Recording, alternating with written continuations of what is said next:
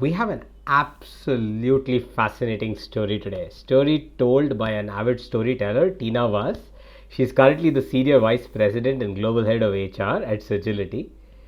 But we talk about three very different topics and told beautifully by Tina herself. We start about M&A. How do you go about evaluating an organization from an M&A to delivering ROI after they come and settle in, and all the aspects in between? Tina steps in and talks about how they enabled bot based hiring behind an advertisement in the ITS world so that you could hire and bring hiring down from a few days to a matter of few hours per candidate and per hire. Very interesting. And lastly, I had to talk to Tina about managing the biological and the professional clock and doing so effortlessly as she has scaled. Tina Vas is a Forbes 30 under 30 talent leader in the year 2024. But more than anything, once you give the episode a listen, you'll realize why she's a true talent superhero. Tina, welcome to the show. Thank you, Sudarshan. Likewise, looking forward to it. I'm excited, Tina, because one of the most interesting things in your profile is that you're like an M&A champion in HR, right? So I really want to cover insights related to M&A in HR and the role of HR and M&A. So let's get started, right? So can you kind of walk us through the process of HR's role in, say, an M&A from identification? Let's start there. So, Sudarshan, the role of HR in an M&A, it's a very close partnership to what usually are called M&A experts who come from a financial or a business background. Mm-hmm. And we partner very closely to really identify they look for targets. That's the Mm-hmm. part that the other team does. The lens we come in with is, is there a cultural fitment? Is there a capability fitment? Even in terms of capability, what maturity is the target versus where we are? Mm-hmm. Why are we doing the M&A? Are we doing it for a geo expansion? Are we doing it for capability addition? Are we actually just doing, you may have something organically and you just want to jump up the scale. Are you doing it Right. for those reasons? And so HR comes in usually at the beginning with that lens of looking at, is that going to work for you, given your knowledge of the business, the landscape, and so on. Right. And I assume by HR coming in at step one, you solve for the part of integration and success down the line, right? That's right. Because you know the business imperative of why you're going for it, whether it's an addition, whether it's augmentation, it's a new market. Um, but I'm sure you identify, like, let's say there is a company where everything's a fit, then it's a straight case. But what if there is, limited cultural alignment? And culture is not so easy, right, across companies. Um, so, Sudarshan, see, one of the very critical things before an M&A, right, before cultural alignment is ownership. Mm-hmm. So there's always got to be that one person in your business who Mm-hmm. this M&A docks into. I call Uh-huh. it the docking, the entry point into the Uh-huh. larger organization. Uh-huh. That that business leader has got to be very convinced, Uh-huh. and the M&A shouldn't be forced on the leader. Uh-huh. Sometimes there may be M&As you want to do for financial reasons or the wrong reasons, right? And those are Right. always short term. Uh-huh. When you have the buy-in of a leader who's going to actually own and take this on, that plays a huge role. Then you come to cultural, bringing together of two companies. It's like a marriage, if you really think. Right. Uh, their DNA, their values, how they have been successful. Many times, if you, let's say, take on something small, they have been Mm-hmm. entrepreneurial, they have been quick, they have been able to make decisions on the fly, and they come into a larger company. You've got to kind of be willing to do the role of a change agent, coach them through the journey, and Mm-hmm. most importantly, be understanding, right, at both ends. Right. Sometimes you're bringing in an M&A because they're different. You don't want to kill everything that's different. Mm-hmm. So really making sure that you're showcasing that, hey, we get you're different, we appreciate it, we Mm-hmm. will kind of celebrate some of it, But Right. again, you have also joined a larger organization because we can't let everyone run willy nilly. Right. And so bringing that about slowly and lots of communication, Sudarshan, honestly, and sometimes multiple times about the same thing. Yeah, and you mentioned act as a change agent. I know that I've been fortunate to participate in an M&A very early in my career through consulting. And more recently, two of our large enterprise customers ended up merging, and we had a bird's eye view because we were the common product. So the thing I sense always is anxiety because there's a lot of ambiguity. It's a big unknown for most people going on the journey, right? So how do you kind of handle the change within your organization and in the organization that's coming in? Uh, it's a great question and so true, right? We see it play out all the time. Um, I think one thing, Sudarshan, is transparency at the beginning of the M&A with both on why Okay. are we doing it, what's good about us, what's good about you guys, and how coming together is actually going to help us both get to a better place. Right. Then kind of also giving them that when you see you are a critical part of making something successful, automatically your buy-in is higher. We try to infuse that in people. Then again, what I just discussed, right, having a little bit of appreciation for diversity. You Mm-hmm. are going to be different, I'm different, and hence this is how we'll come together. A lot of times also in M&As, it's also the larger landscape. It may be your support departments, it may be Right. your sales departments, not just a business unit specifically that's taking this on. um, Making sure that you educate them, making sure that you have built that time, and you have a clear roadmap. Mm-hmm. Something that we've done very successfully in M&As is we have a SWOT team that's Mm-hmm. measuring an M&A from many criteria and lenses of success. Okay. Um, so being following that journey and making sure people are coming along, that's part of what helps us. Can you double click a little bit on the criteria? Like, what would some of those criteria be? Um, and more from like Um, an HR lens. See, from it could be the easy and the no brainer one. Of course, is let's say you're bringing in something, you want to make sure the market is seeing the story. There's an increase in revenue.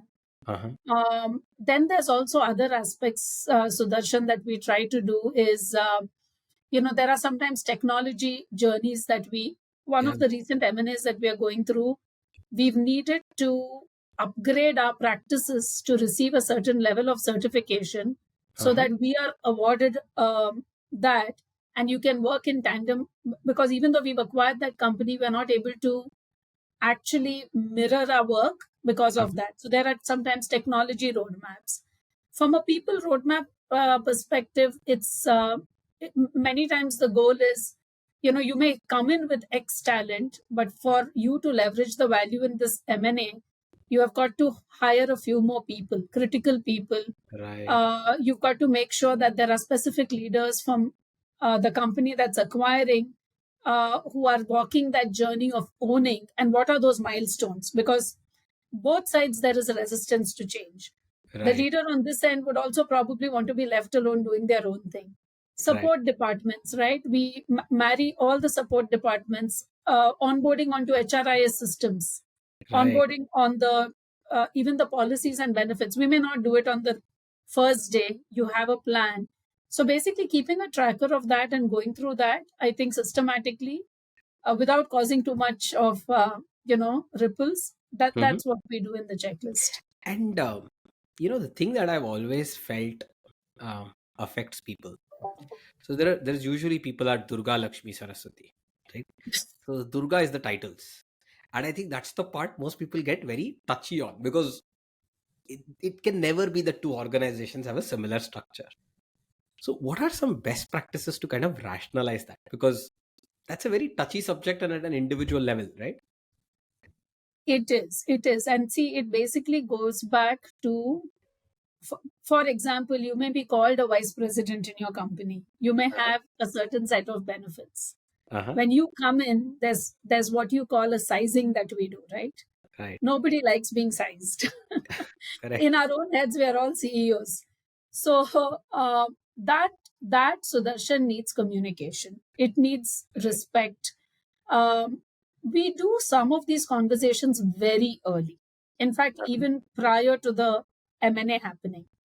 What has worked well for us is I always look at people who are influential factors in the company we are onboarding.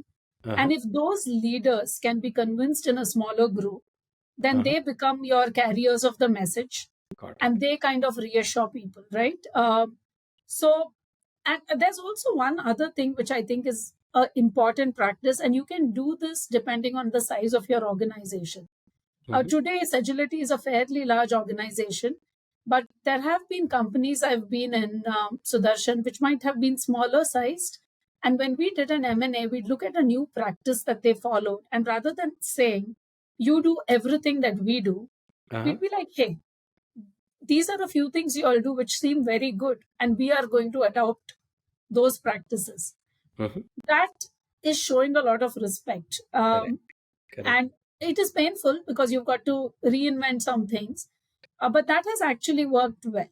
It's worked at multiple levels, right? Not just have you adopted a good practice, but you also made them feel good about themselves. You made them feel equal. Correct. And I think that's the biggest fear somebody coming into a larger org always has, right? Is, am I going to be treated right? And will I be treated like a stepchild? Because um and I think the promises are fairly clear, and they're fairly consistent. How do you make sure that this behavior does not change on the ground? Because the success of a partnership or an M&A comes not within month one. That's when we celebrate, right? It has to come in, say, 12 months, 24 months, right? And you have to do it before the team that's there kind of moves on, because I'm sure some there might be a part of the story of why they're you know getting acquired too. Right. Right. So, Sudarshan, in most of the M&As we have done, we've made sure the critical people do not move on.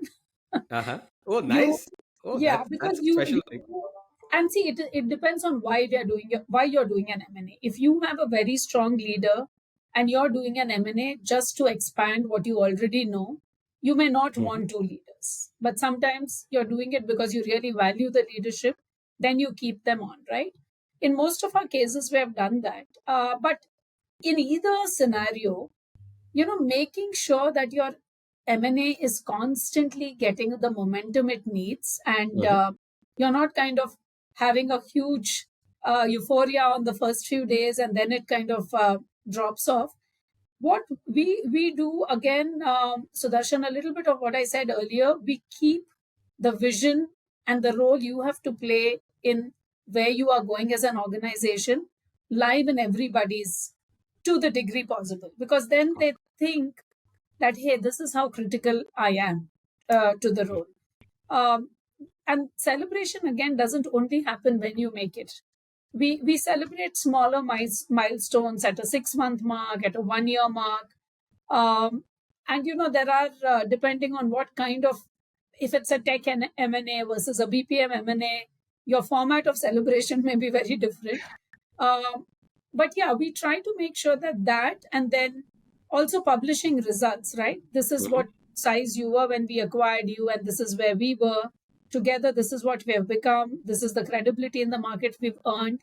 Mhm. Mostly making sure that you're ensuring that the success is relayed to people down the ranks. Right. And it's very fascinating because a lot of times people think of M&A as just a business transaction.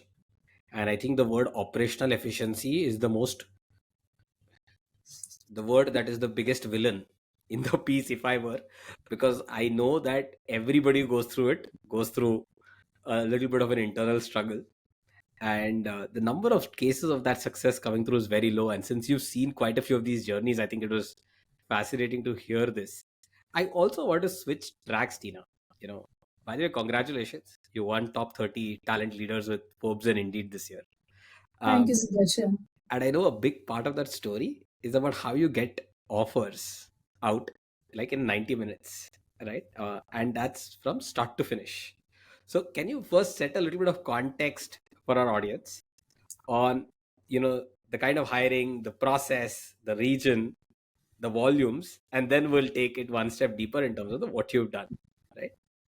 Okay, so when I took on this role 2.5 years ago, Sudarshan, one of our huge problem statements was how do you address seasonal hiring in the United States Mm-hmm. in the BPM industry? Mm-hmm. So, because it's seasonal, remember there's a huge spurt in Right. how many you have to hire within a certain time period. Um, and so, having only people man it wasn't working for us. Mm-hmm. We had introduced bots, and frankly, the bots were also not being very effective because we realized that there were choke points in the bot and we were losing people.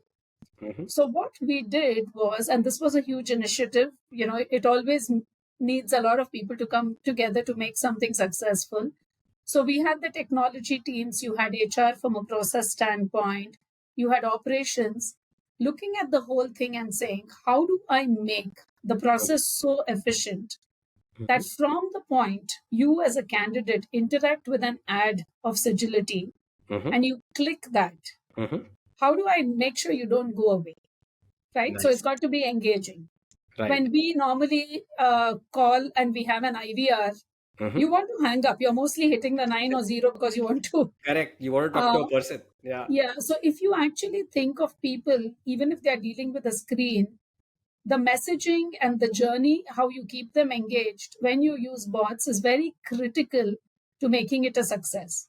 And Right. we used humor, we used videos, we used whatever. But basically, what we were trying to do through this process is if Sudarshan is coming in applying for a job, we make sure that we ensure Sudarshan is above a certain age. This is what we call knockout, right? Mm-hmm. Once we have gotten the knockout stuff cleared out, we then set the tone. This is the kind of company do you want this job? This is what Mm-hmm. this job looks like. These are our timings. This is the work environment you may need. We'll also sell you things in that, like it's a work from home job and easy and that kind of thing. Once we have done the tone setting, now we have kind of got you in a little more. Then Right. we run the assessments. Mm-hmm. And those assessments basically judge whether you can make it in the role or not, right? Mm-hmm. But this is all still very preliminary. Mm-hmm. Once we've done all of this, you cleared the assessment. We ask you, hey, Sudarshan, are you camera ready? Because you can walk out of here with the job. And people love that. And so you click, and when you enter, what we did is we created like a reception, Uh-huh. Sudarshan. Uh-huh. And all this was needed because remember, post COVID, we went Yes. completely virtual. And so we Correct. had to create this process quickly and get it to go. So you walk into a reception and you're greeted warmly, and then you're introduced to the company. So now you're seeing a person, you're a little more engaged, you're willing to wait. Then Mm-hmm. we have you wait in a waiting room, and we then put you in front of a joint panel of a recruiter and an ops leader. Uh-huh. And why we did that was we wanted to make it as efficient as possible. So they both had questions, they were judging body language, they looked at assessment scores and knew where we had to dig deeper or not. Uh-huh. When you're done with the interview, we keep you in what we call again a waiting room. Uh-huh. And if you clear, you're pulled into a celebration room. And the Oh, celebration nice. room, we are generating an offer on the spot. Oh, And if you're nice. willing to wait some more, then we will also make sure your paperwork and all that is through. So you walk out of the place with the job in hand. This is so So doing interesting. that was the turnaround. To tell me if what I loved about this. So what you're dealing with, what 100, was this candidates in the range of 100 to 500? Was it 1,000 to 2,000? Like what range of candidates were you looking at, say, a week?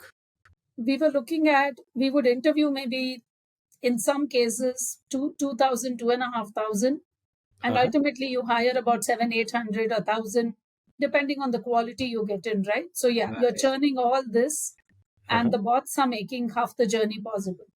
And it's interesting. You said you would even get an offer out, and I'm assuming that offer would be specific to an individual, right? Or did you have like a standard rate, and this is what we offered? Because different people would have different experiences and backgrounds.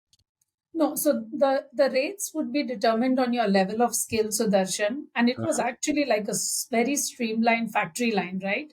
So Uh-huh. people knew when you want speed, you've got to have your formats ready, your frameworks ready.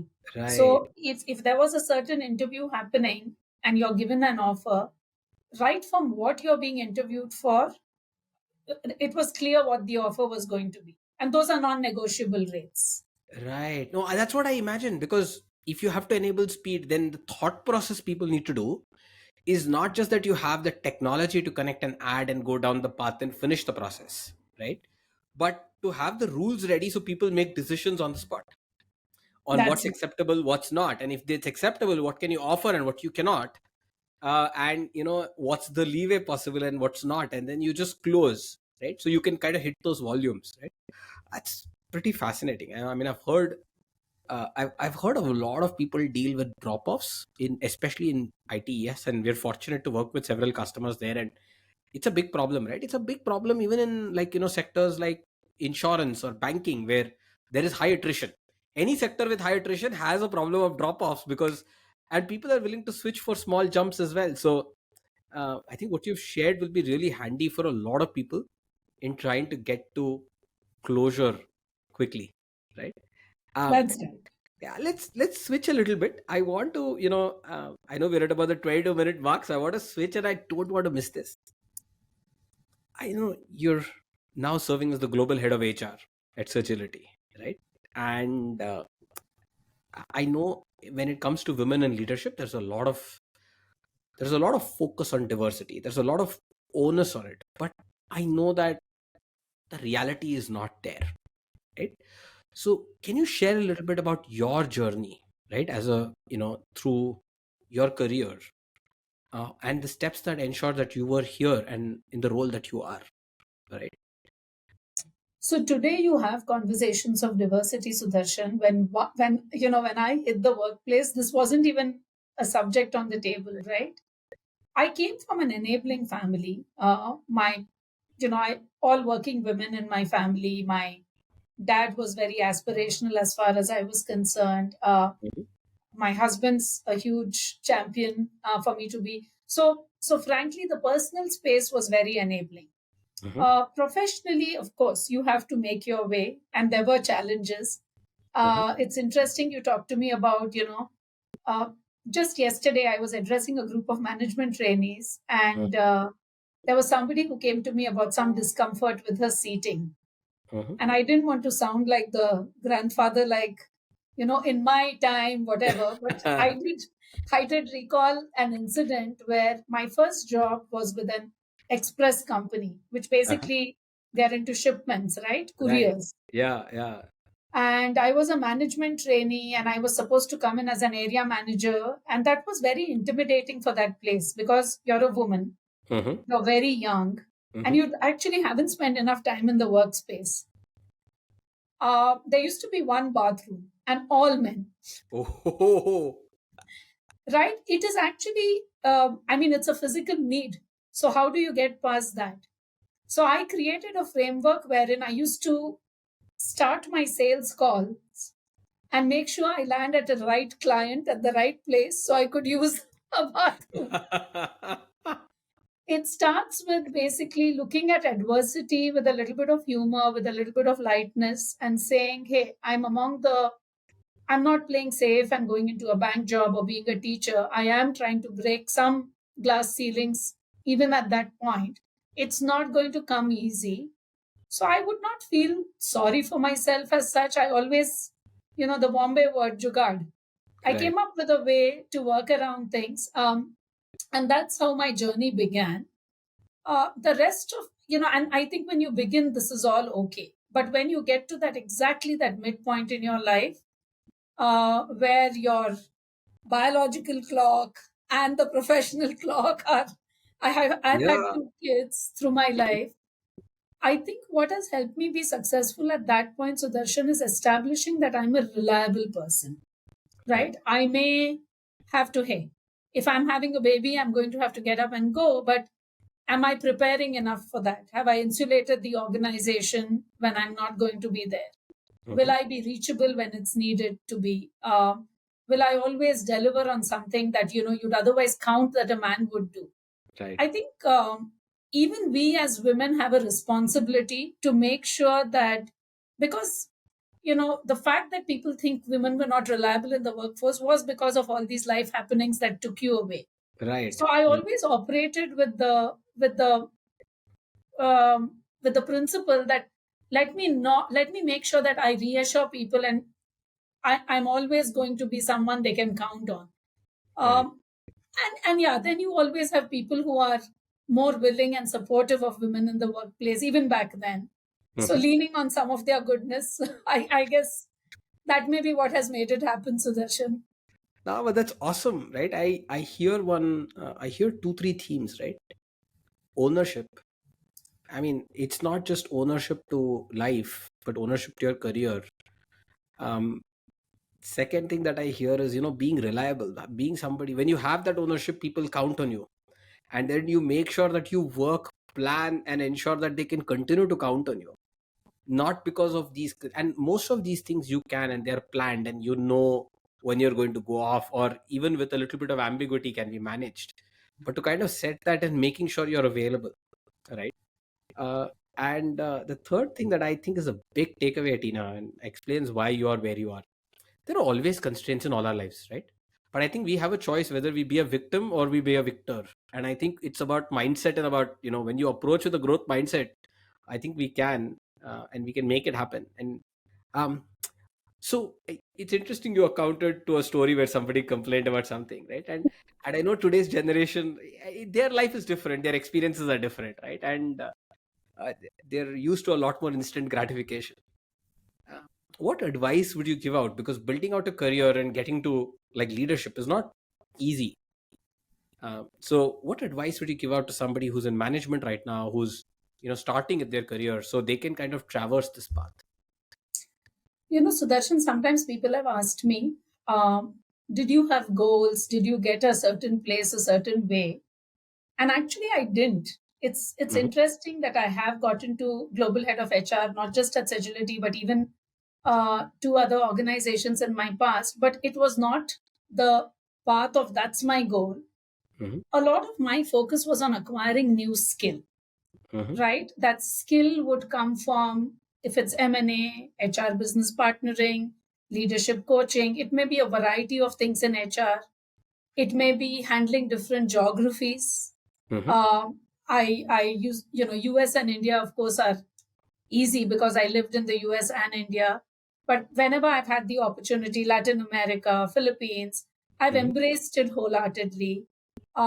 Learning something totally new. Like there was a time in my career when I had to take it a little slow, and I had to choose an individual role, and I picked technology in HR, and that's when I got into HR analytics, and that gave me a lot of leverage which I could now use when I'm back in my leadership role, right? Hmm. So I think people in management should look at acquiring skill. You acquire skill, you become strong and great, and then you are very, very relevant at the table. Hmm. So my mantra, or my own success mantra, has been acquiring skills, and that's my advice to people who are now getting into management, who want to make it big in their careers. Always try to learn something different and new. Awesome. I love it. Always be learning, right? I think that's a great way to cap this episode, Tina. It's full of insights. You're It's no surprise that you won the Forbes Top 30 award, and more than anything else, you're a true talent superhero.